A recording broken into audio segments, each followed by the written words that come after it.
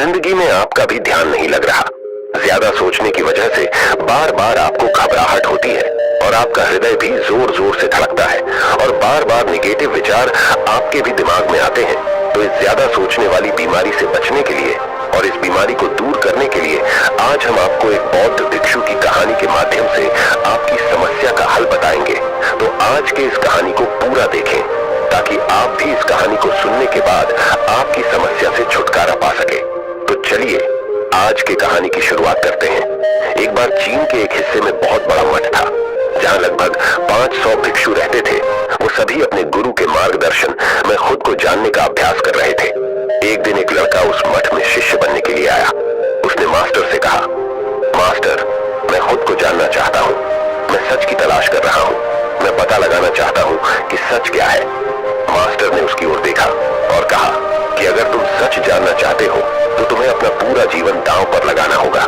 सच को जानने में तुम्हारा पूरा जीवन लग सकता है, फिर भी इस बात की गारंटी नहीं है कि तुम्हें इस जीवन काल में सच का पता लगेगा या नहीं। क्या तुम इसके लिए तैयार हो? शिष्य ने कहा, मास्टर, मैं यहाँ पीछे मुड़ने के लिए नहीं आया हूँ, मैं इसके लिए तैयार हूँ।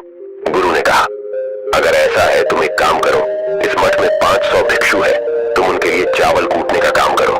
बस सुबह से शाम तक चावल कूटने का ही काम करो और जब तुम थक जाओ तो सोने चले जाओ। फिर अगली सुबह उठकर चावल को कूटना शुरू कर दो।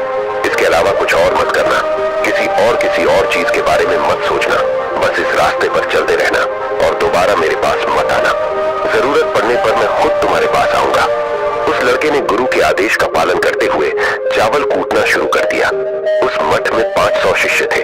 उन सभी को समय समय पर भोजन की आवश्यकता पड़ती थी, इसीलिए वह बहुत जल्दी उठ जाता था और रात को देर तक चावल कूटता रहता था।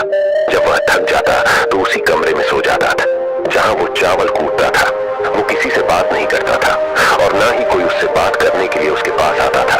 कुछ महीनों तक चावल कूटते हुए उसके मन में पुराने विचार आते रहे, लेकिन उन विचारों को कोई नया विषय नहीं मिला तो वह अपने आप ही मिट गए।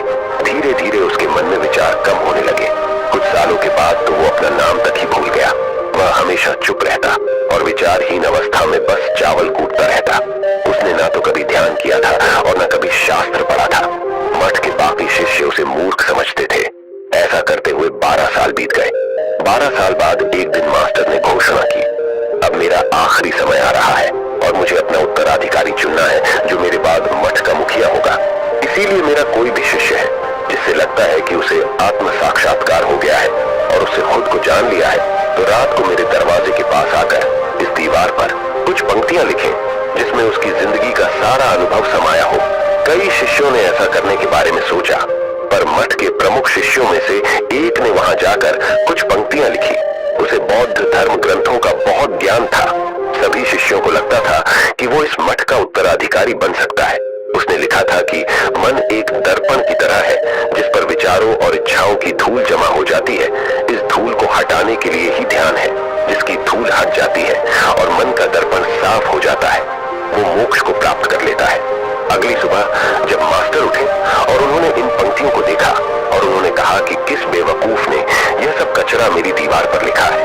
वो शिष्य जिसने यह लिखा था वो चुप रहा। हालांकि उसने जो पंक्तियां लिखी थी वो ज्ञान से भरी थी, लेकिन यह सब किताबी ज्ञान था। वो शिष्य बहुत चालाक था। उसने पंक्तियां लिखी पर उसने नीचे अपने हस्ताक्षर नहीं किए, क्योंकि वो स्वयं इसके बारे में निश्चित नहीं था कि ये सही है या नहीं, क्योंकि उसे आत्म साक्षात्कार नहीं हुआ था। गुरु ने पंक्तियों को पूरी तरह से खारिज कर दिया। ये देखकर सभी हैरान रह गए। ये घटना पूरे मठ में चर्चा का विषय बन गई। इस विषय पर बात करते हुए 2 शिष्य उस शिष्य के पास से गुजरे जो 12 साल पहले यहाँ आया था और दिन रात चावल कूटता रहता था। दोनों की चर्चा सुनकर वह धीरे से हंस पड़ा। दोनों शिष्य ने उसे पूछा कि तुम क्यों हंस रहे हो?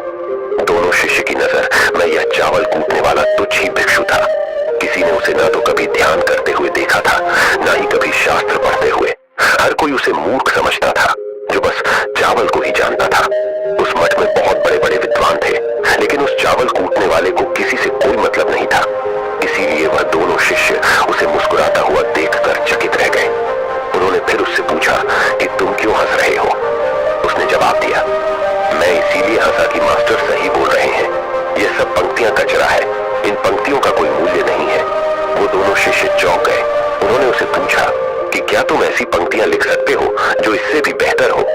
चावल पीसने वाले ने जवाब दिया, नहीं, क्योंकि मैं अनपढ़ हूं, लेकिन हाँ, मैं कुछ पंक्तियां कह सकता हूं। अगर तुमने उन पंक्तियों को तुम लिख सकते हो तो मैं तुम्हारे साथ जाने के लिए तैयार हूं। उन दोनों शिष्यों ने कहा, ठीक है। वे मास्टर के कमरे के पास गए और चावल कूटने वाले ने कुछ पंक्तियां बोली और दूसरे शिष्य ने उस दीवार पर लिख दिया और उन पंक्तियों के नीचे लिख दिया कि चावल कूटने वाला। उन्हें लगा कि मास्टर इस पर भी गुस्सा करेंगे जो पंक्तियों उसने लिखने के लिए कहा था। बहुत अद्भुत थी और वो पंक्तियां थी, मन तो बस एक का भ्रम है ना, तो मन है ना ही मन का कोई दर्पण है, और जब मन ही नहीं है तो धूल कहां ठहरेगी। जो ये जानता है वो सच को जान गया। जब गुरु ने ये पंक्तियां देखी तो वे आधी रात को उठे और चावल कूटने वाले के पास गए। वह सो रहा था। मास्टर ने उसे जगाया और कहा कि ये लो मेरी छड़ी और मेरे वस्त्र ले लो। आज से तुम मेरे उत्तराधिकारी हो, लेकिन इस मठ को छोड़कर कहीं दूर चले जाओ, क्योंकि इस मठ में बहुत सारे विद्वान हैं जो खुद को तुमसे ज्यादा श्रेष्ठ मानते हैं और वो तुम्हें मार देंगे। वो इस बात को बर्दाश्त नहीं कर सकते कि एक साधारण सा चावल कूटने वाला उनसे ज्यादा विद्वान निकला। तुम्हें वह सारा ज्ञान हो गया है जो मुझे है। तुम्हें यह सारा ज्ञान चावल कूटते कूटते हुआ है, और मुझे पता है कि तुम जहां भी जाओगे लोग तुम्हारे पास आने लगेंगे, क्योंकि जब कोई फूल खिलता है तो उसकी महक हर तरफ फैलने लगती है। उसने अपने गुरु के पैर छुए और रात को ही वहां से चला गया। अगर हम अपनी जिंदगी में देखें तो पाएंगे बहुत से लोग सोचते हैं कि ध्यान केवल एक ही जगह बैठकर आंखें बंद कर कर ही किया जा सकता है, लेकिन हकीकत में ऐसा नहीं है। ध्यान तो चलते चलते भी किया जा सकता है, अपना कुछ काम करते हुए भी ध्यान किया जा सकता है। असल में ध्यान का मतलब यह है कि आप जो भी काम कर रहे हैं उसे अपनी शिद्दत से करें कि आपको आपके शरीर का ख्याल भी ना रहे। बिल्कुल उस चावल पीसने वाले की तरह जो चावल कूटने में इतना मग्न हो गया कि उसको खुद का कोई ख्याल ही नहीं रहा। उसने चावल कूटते हुए ही उसने आत्म साक्षात्कार प्राप्त कर लिया। हर समय वर्तमान में रहना और कुछ नहीं सोचना। मन तब तक ही है जब तक विचार है। जब विचार ही नहीं रहेंगे तो मन भी गायब हो जाएगा। जब मन ही नहीं रहेगा तभी तुम अपने आप को अच्छे से जान पाओगे। असल में हमें अपने वास्तविक रूप को जानने के लिए कोई अन्य साधना करने की आवश्यकता नहीं है। हम जो कुछ भी कर रहे हैं बस उसमें हमें पूरी तरह से खो जाने की जरूरत है।